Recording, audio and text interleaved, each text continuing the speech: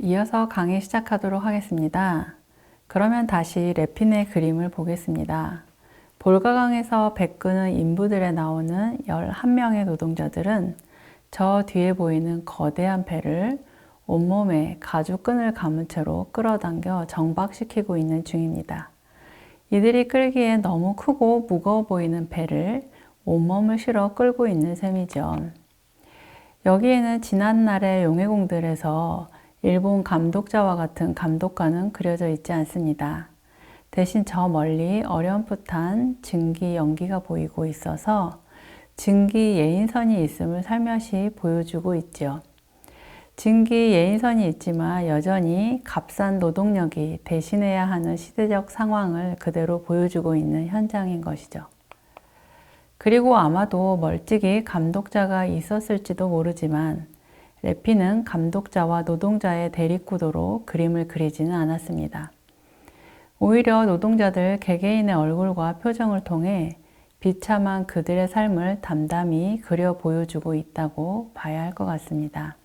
래핀의 작품에는 11명의 노동자가, 김성민의 작품에는 9명의 노동자고 나옵니다. 몇몇 인물들의 얼굴을 비교해 보겠습니다. 비교를 위해 래핀과 김성호의 작품에서 각각 대별할 수 있는 노동자들을 같은 번호로 표기했으니 차례차례 보도록 하겠습니다.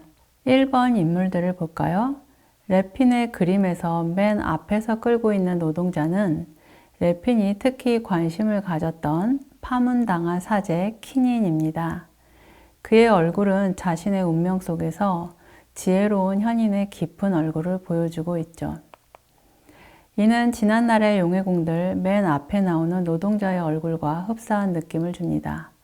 고통스러운 운명이지만 그것을 받아들이고 굳건하고 의연한 얼굴을 한 노동자의 얼굴이라고 할 수 있겠습니다.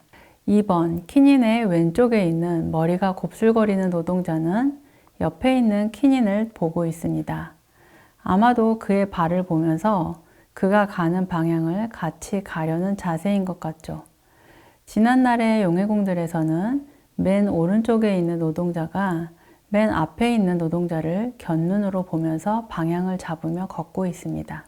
3번 인물인 키닌의 오른쪽에 있는 노동자는 검게 그을린 얼굴을 하고 정면을 바라보고 있습니다. 이 인물은 아마도 화가 래핀을 아니면 관객을 바라보는 흰 눈동자가 번뜩이는 것처럼 보이는 살아있는 눈을 보여주고 있습니다. 이러한 표정은 어떤 불만의 표시이거나 저항의 눈빛일 수도 있고 이 처참한 노동 현장을 직시하라는 엄숙한 눈빛일 수도 있겠습니다. 당시 러시아는 민중의 혁명이 일어나기 직전 노동자들의 피폐한 삶이 쌓여가고 있었던 시기였습니다. 지난날의 용해공들에서는 왼쪽에 있는 키 큰 노동자가 왼쪽 감독자들을 혹은 그 너머를 바라보고 있는 것 같습니다. 눈썹에 힘을 준 결의에 차 있는 혹은 경고하려는 듯한 눈빛인 것 같죠. 4번 인물, 래핀의 작품에도 소년이 등장하고 김성민의 작품에도 소년이 등장합니다. 래핀에서의 소년은 이러한 노동이 아직은 낯설은 초보자인 듯 보이고 가죽끈이 제대로 되지 않아서 손으로 잡으려 하는 것처럼 보입니다. 하지만 눈빛만큼은 다른 노동자들이 땅을 바라보는 것과는 반대로 저 멀리를 향하고 있어서 힘든 노동이지만 희망을 잃지 않는 모습으로 재현되어 있다고 할 수 있을 것 같아요. 김성민의 작품에서 소년은 의외로 단단한 근육을 보이고 있는 강인하고 다부진 표정을 하고 있습니다. 이 소년도 저 멀리 나아가야 할 곳을 향해 시선을 던지고 있는 미래 의지를 보이고 있습니다. 5번, 특히 맨 끝에 있는 노동자는 각각 다른 모습을 보여주고 있습니다. 래핀의 작품에서 맨 끝에 있는 머리를 푹 숙이고 온몸을 실어서 배를 끌고 있는 노동자는 당시 노동자들의 비참한 삶을 보여주는 좌절한 노동자라는 사실성이 재현되어 있습니다. 그러나 북한의 노동자는 다르지요. 김성민의 작품에서 맨 끝에 있을 것으로 추정되는 노동자는 한쪽 눈이 가려져 있어서 표정을 분명하게 말하기는 어렵지만 머리를 위로 들고 있습니다. 이 노동자는 극도로 좌절했다거나 포기한 얼굴이 아니죠. 랩핀의 그림과는 상대적으로 북한은 긍정적인 노동자 전형을 가지고 있기 때문에 좌절한 노동자 전형은 허용치 않았던 것 같죠. 그 외에 다른 노동자들은 랩핀의 경우 파이프를 물고 무심하게 일을 하거나 땅이나 아래를 바라보는 등 다양한 노동자의 전형들을 살려내고 있습니다. 김성민의 작품에서는 표정이 흐릿하게나마 보이는 다른 노동자들도 다른 곳을 바라보거나 땅을 바라보는 자세를 취하고 있는데 가려져서 표정이 안 보이는 경우들도 있으나 이들은 각각의 노동자 전형을 보여준다기보다는 대체로 일관되게 숙연하고 담담히 노동하고 있는 자들의 모습을 보여주고 있습니다. 문범강은 이들 노동자를 해탈의 모습이라고 평하고 있는데 그것은 아마도 북한에서 극도의 긍정적 주인공 전형이 갖는 인물의 숭고미를 일컫는 다른 이름일 것 같습니다. 뜨거운 용광로를 앞에 둔 용해공들을 그린 그림들에서처럼 노동자들의 표정이 모두 긍정적으로 그려져 있기 때문이죠. 긍정적이라고 해서 반드시 웃고 있는 얼굴만을 의미하는 것은 아닙니다. 결의에 찬 얼굴, 희망적인 얼굴, 밝은 얼굴, 의연한 얼굴, 걱정하지만 상대방을 아끼는 얼굴 등등 그런 얼굴들은 긍정적이고 숭고하기까지 하죠. 에드먼드 버크는 숭고와 아름다움의 이념의 기원에 대한 철학적 탐구라는 책에서 숭고 개념을 미 개념으로부터 분리하고 그 자체로 독립적인 미학적 고찰 대상으로 연구하면서 이 두 개념 사이의 차이를 면밀히 분석합니다. 아름다움과 숭고는 이렇듯 서로 매우 다른 성질을 지니고 있다. 하나는 고통에, 하나는 즐거움에 근거하고 있다. 버크에 따르면요. 아름다움이 불러일으키는 감정은 즐거움인 반면 거대함, 즉 숭고가 불러일으키는 감정은 그것과는 뚜렷하게 구별되는 안도감이다. 아름다운 대상은 우리에게 사랑의 감정을 불러일으키며 그로 인해 우리는 긴장이 완화된 상태에서 즐거움을 느낀다. 반면 숭고한 대상은 우리에게 공포와 두려움을 불러일으킨다. 즉, 아름다움이 즐거움에 근거하고 있다면 숭고는 고통에 근거하며 그 고통과 공포스러움에서 안도감을 느끼는 고양된 감정인 것입니다.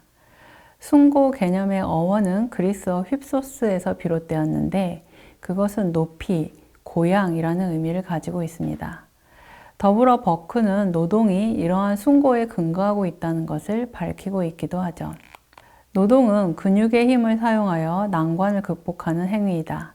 그래서 노동 자체는 신경의 긴장이나 수축을 본질로 하는 고통과 모든 면에서 유사하다. 김성민의 지난날의 용해공들의 노동자들은 난관을 극복하는 노동을 수행하고 있습니다. 북한에서는 주인공들의 외모에서 사회의 주인, 나라의 주인으로서의 우리 노동계급의 고사한 정신-도덕적 미와 보람찬 노동 속에서 단련된 육체적 미가 풍겨나오고 있는 것을 강조하기도 하는데요. 이것은 정신-도덕적 미와 육체적 미가 결합된 것이 중요하다는 의미입니다. 이들 노동자들은 허름한 옷을 걸치고 있지만 노동에서 단련된 근육이 오히려 건강해 보인다는 인상을 주고 있습니다.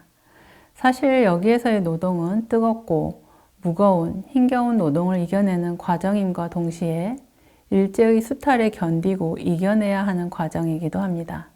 버크식으로 말하자면 이 노동자들이 이중의 고통을 감내하고 진정한 안도감에 다다른 숭고미를 갖고 있다고 할 수 있겠는데요. 지금의 노동자 또한 그러한 숭고미를 갖기를 시각적으로 요청하고 있는 것이기도 합니다. 지난날의 용해공들에 등장하는 노동자들은 긍정적 주인공의 전형이자 주체형의 공산주의적 인간형의 전형이 될 만하죠. 그들은 단련된 육체미에서 고양된 내면 정신을 담고 있는 의연한 얼굴에서 인민의 신체를 보여주고 있습니다.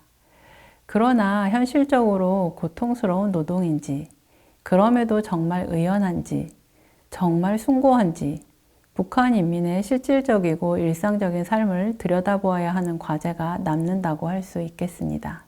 사회 현실의 본질적인 내용을 담지하지 못하고 형식에서만 노동자들의 숭고미를 재현하고 있다면 이것은 마르쿠제가 말했던 내용이 곧 형식이 되는 미학적 차원의 정반대에 서 있기 때문입니다. 또한 여기에 지적해 두고 싶은 것은 인민만 등장하는 도상에서는 인민은 이렇게 주인공이 돼서 힘든 노동 속에서도 숭고하고 강인해 보이는 환영적 신체를 보여주고 있죠.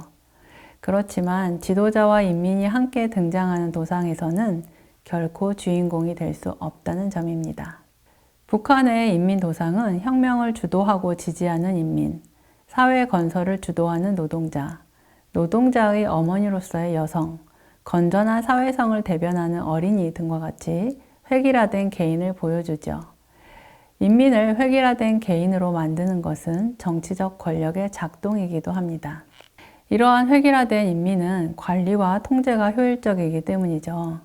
북한 인민의 신체는 정치 권력이 작동되어 만들어진 비주체적인 신체, 즉 환영적 신체인 것입니다. 이번 강의에서는 칸토로비치의 왕의 두 신체의 논의를 확장하여 북한에서 인민도 두 신체를 가지고 있다는 것을 구체적인 도상으로 살펴보았습니다. 북한의 인민을 그리고 있는 조선화 도상에서 인민의 두 신체는 자연적 신체와 정치적으로 만들어진 비주체적 신체, 즉 환영적 신체가 있다고 할 수 있겠습니다. 인민의 신체는 비주체적인 신체이면서도 숭고한 신체이기도 하다라는 이중성을 갖고 있기 때문에 그러합니다. 북한에서는 주체형의 공산주의적 인간형, 긍정적 주인공으로 대변되고 있죠. 이러한 인민의 신체는 김일성 수령님에게 충성을 다하는 신체, 혁명의 그날까지 최선을 다하는 신체로 재현되어 정신적, 육체적 고양을 드러내는 숭고한 신체입니다. 하지만 인민의 일상적인 삶과 노동, 억압의 그림자는 지워진 채 비주체적으로 만들어진 환영적인 신체가 되는 것이죠.